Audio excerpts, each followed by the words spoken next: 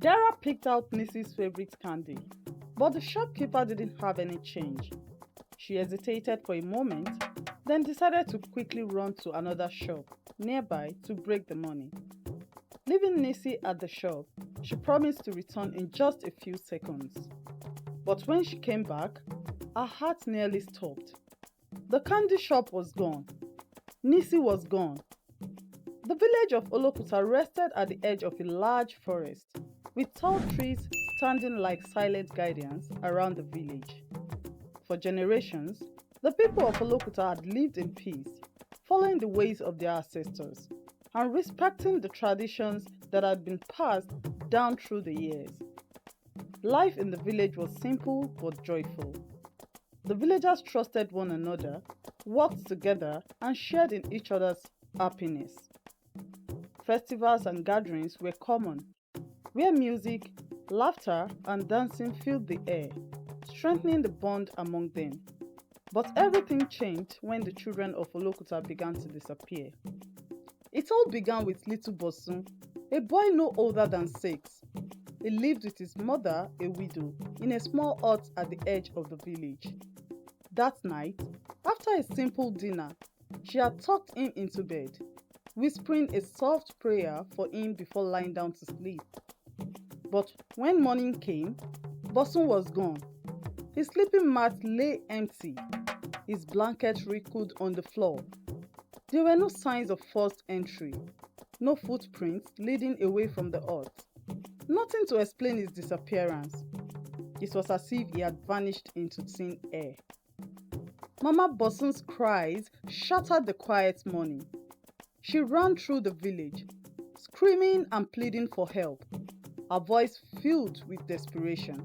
She rolled on the ground, clutching her chest, screaming that she wanted her son back. Her sorrow was unbearable, and the sight of her suffering shook the entire village. The people of Olokuta immediately came together, searching every corner of the village, the fields, the river banks, and even the forbidden depths of the forest. But Bosun was nowhere to be found. Fear gripped the villagers.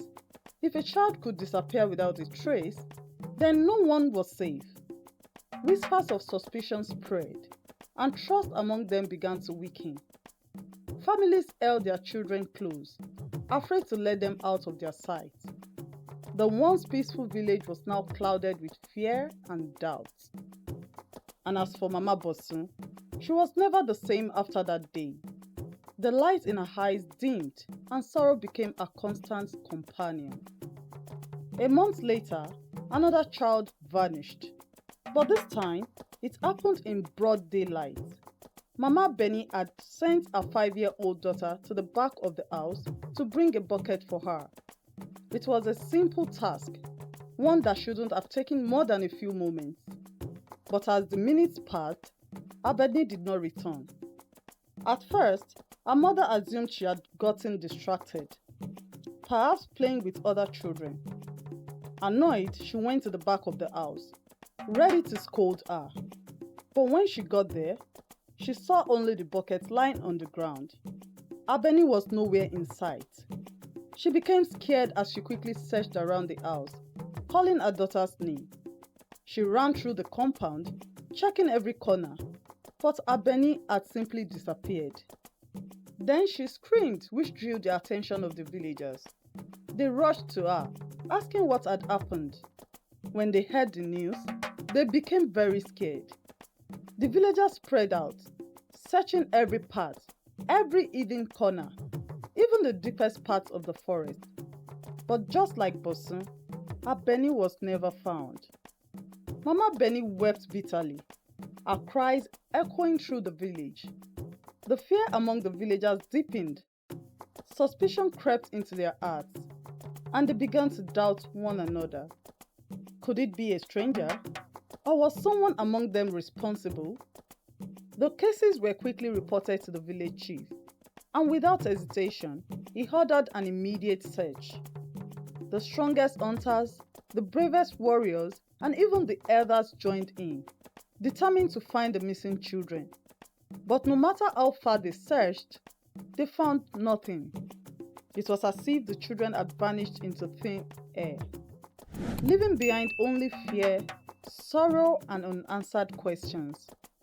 One by one, in the stillness of the night and even under the bright light of the day, children continued to disappear. First, it was Tokbe, then Sulaimon, then Fisayo.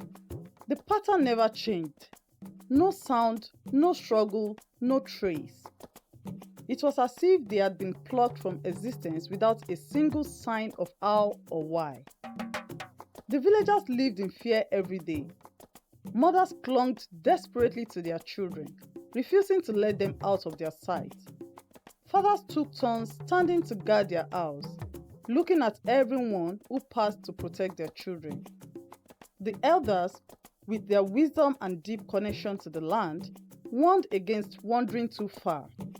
They whispered among themselves, speaking of ancient spirits and old traditions that may have been broken. Perhaps the gods were angry. Perhaps the land itself was taking its revenge.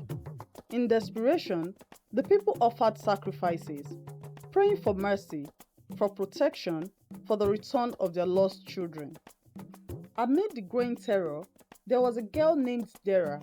She was 18, the only child of her parents for many years.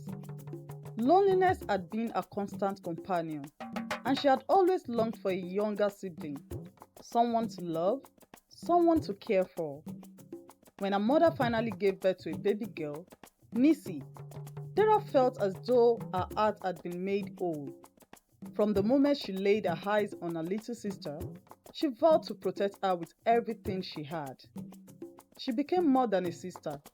She was a second mother, a shield, and a guardian. No harm would ever come to Nissi. Dera would make sure of it. She never let her out of her sight, always holding her close, always watching over her.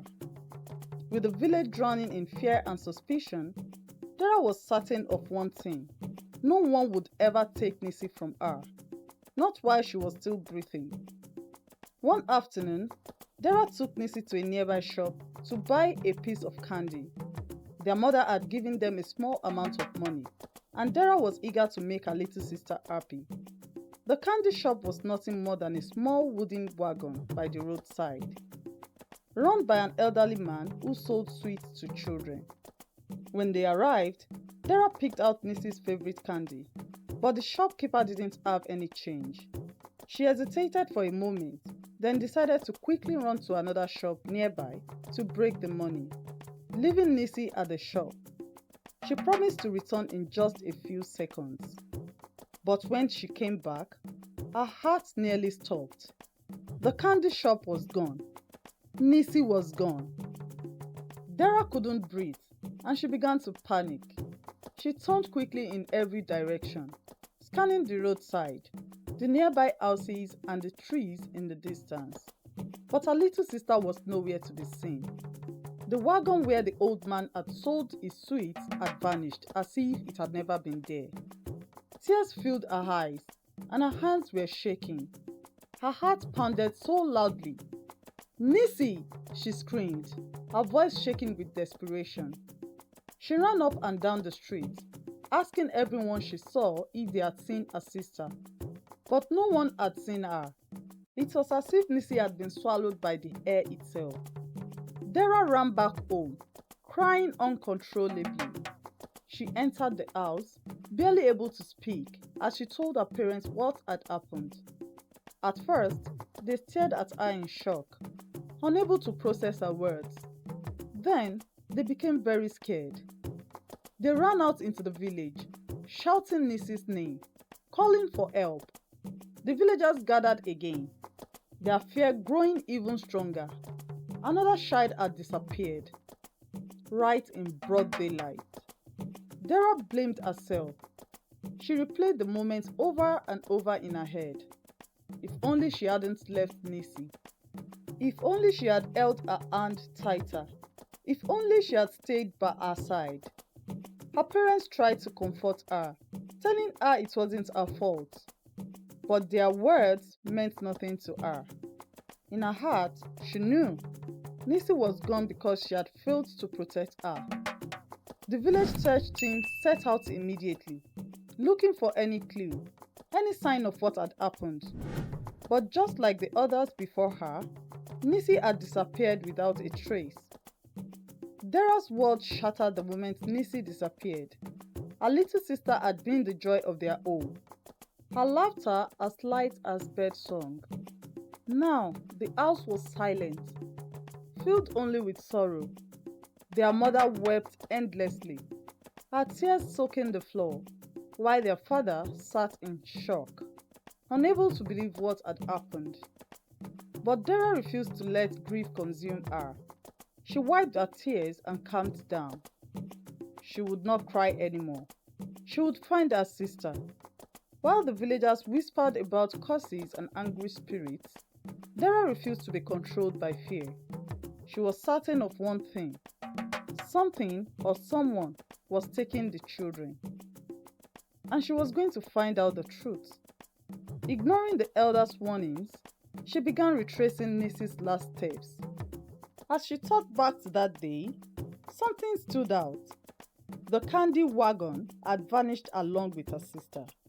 It wasn't just Nissi who had disappeared. The seller and his shop had disappeared too. Determined, Dera visited the families of the other missing children. At first, they were hesitant to talk. They were too sad and their fear too deep. But Dera begged, pleaded with them, and eventually they spoke. She listened carefully, noting the details of each disappearance. And she noticed a pattern. Each child had gone missing near where the candy wagon had been parked, and strangely, it was close to the missing children's home. Then she realized something. There was something fishy about the candy seller. It couldn't be a coincidence. He had to be connected to the disappearances. The next day, she rushed to inform the search team of her discovery. At first, they were doubtful, but as she told them what she had discovered, their doubt turned to concern. They too began to see the truth in her words. Dera made her intentions clear. She had to find her sister at any cost. She demanded to be a part of the search. But the search team refused. Her parents begged her to stay out of it. This was dangerous. If the person taking the children was truly among them, she could be next. But they all knew Dera too well. She would never give up. Left with no choice, the search team reluctantly agreed to let her help. That evening, Dera and one of the search team members found a hidden spot near where the candy wagon usually appeared. Their hearts pounded in their chests as they waited, hidden in the shadows, looking at when the wagon would soon arrive. If Dera was right, they were about to uncover a terrifying truth. For days, Dera and the search team waited, hidden near the usual spot, but the candy man never showed up. By the third day, the search team started losing interest. Maybe he's not the one, they murmured. Maybe we were wrong. Dera felt her heart sink. She wanted to argue, to beg them to keep waiting. But deep inside, she felt uncertain. What if she had been wrong? What if she had convinced herself of something that wasn't true? The search team finally told her they needed to take a break. We will keep an eye out for him later, they assured her. Go home and rest. But Dera didn't want to rest. She didn't want to stop. Still, with no other option, she dragged herself back home, her body weak with exhaustion and disappointment. The next day, she sat outside, staring at the dusty ground, lost in her thoughts. Then, suddenly, the sound of excited voices caught her attention. 3 children ran past her, laughing and shouting. The candy truck is here, one of them yelled. Let's go! Dera couldn't believe it, and she stood up immediately. She thought to herself, Should she run to the search team and tell them the Candyman had returned? But there was no time. If she wasted even a second, she might lose this chance forever. She immediately followed the children. When she reached the spot, she became scared. The Candyman was there. The same old wagon. The same friendly smile. The same deception. A wave of anger and pain washed over her, but she forced herself to remain calm. If she showed any suspicion, he might leave again. She took a deep breath and quickly slipped into the shadows, hiding behind a stack of firewood nearby. She had to watch him closely. If he was truly behind the disappearances, she needed to see how he did it. Hours passed and it became dark. Most of the children had gone home, but one small boy still stood in front of the wagon, staring at the Candyman with wide eyes. Dera tensed. The Candyman handed the boy a sweet. The child eagerly put it in his mouth. Within seconds, he collapsed to the ground. Dera put a hand over her mouth in shock, and someone moved in inside the wagon. A pair of hands reached out and grabbed the unconscious child, pulling him inside quickly. Then, as if nothing had happened, the Candyman casually shut the wagon and began pushing it away. Dera was terrified. It was true. He was the one taking the children. Her hands were shaking and her legs felt weak, but she knew what she had to do. Barefoot, she stepped out of her hiding place and silently followed him. Her heart pounded, but she forced herself forward, staying hidden in the darkness. They passed villagers along the way, people who greeted the Candyman with smiles, unaware of the monster that walked among them. He nodded back, his face calm as if he hadn't just stolen a child moments ago. Dera kept her distance, following his every move. The further they went, the quieter the village became. Homes disappeared behind them. The streets emptied. Then, the Candyman led his wagon toward the edge of the forest. Dera was scared. The forest was forbidden after dark. Even the bravest hunters avoided it at night. The trees looked like dark giants, scaring people in the village. But Nissi was out there. She had to be, summoning every courage. Dera clenched her fists and stepped forward.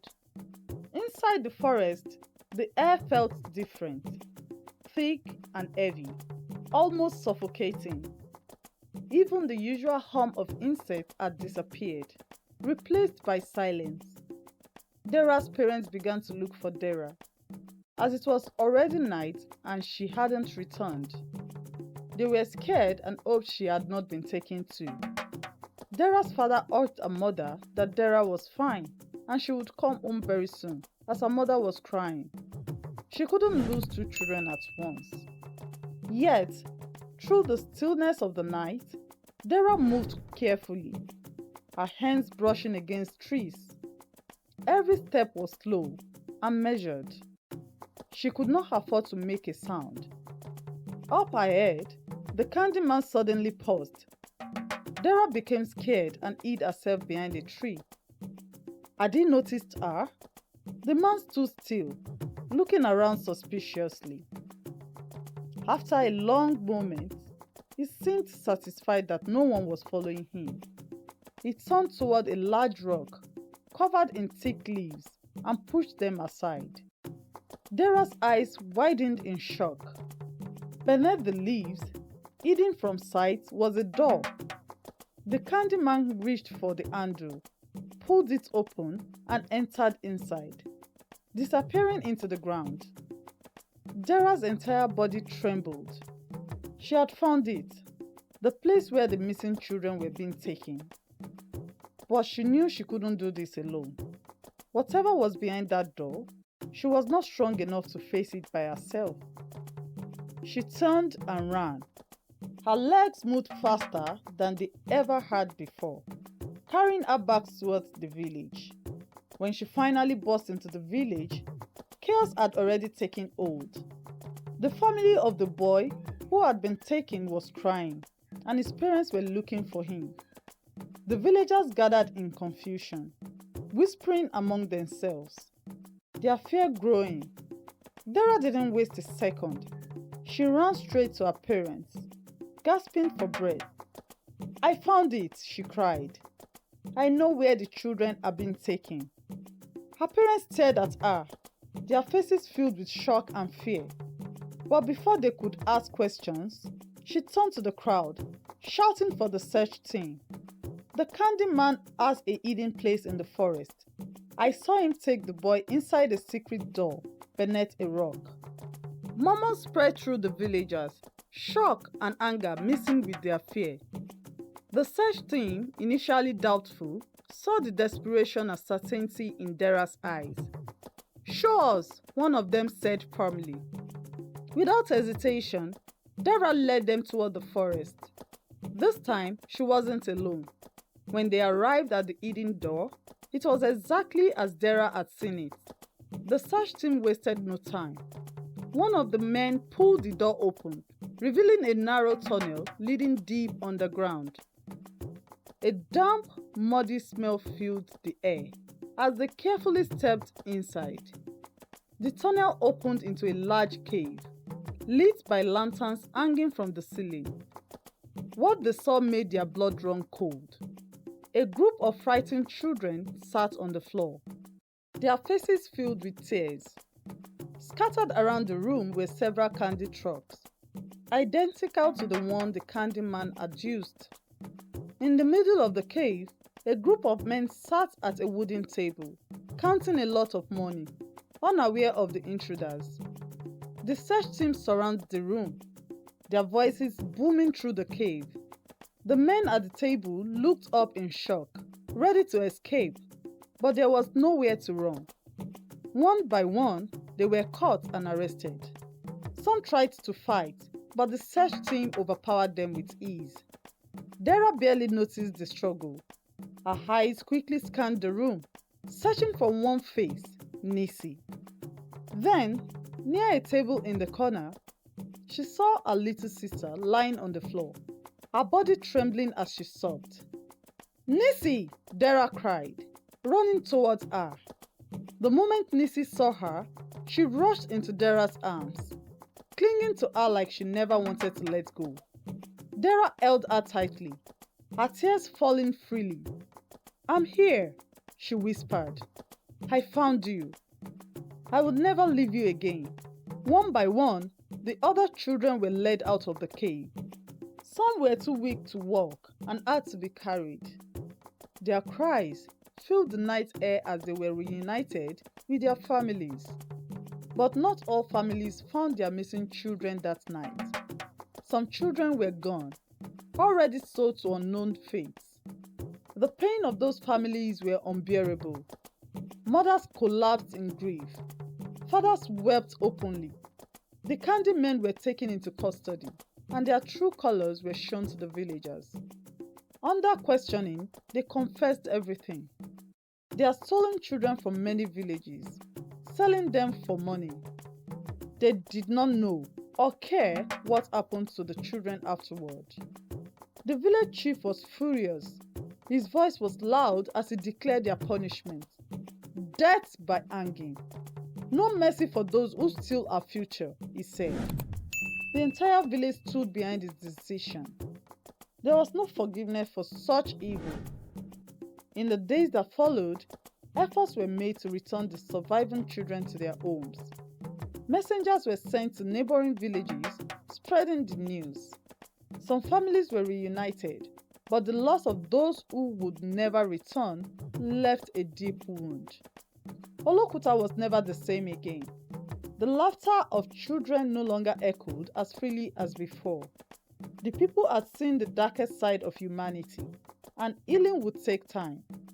But one thing was certain: Dera would never take her eyes off Nissi again. She had vowed to protect her, and she would keep that promise for as long as she lived.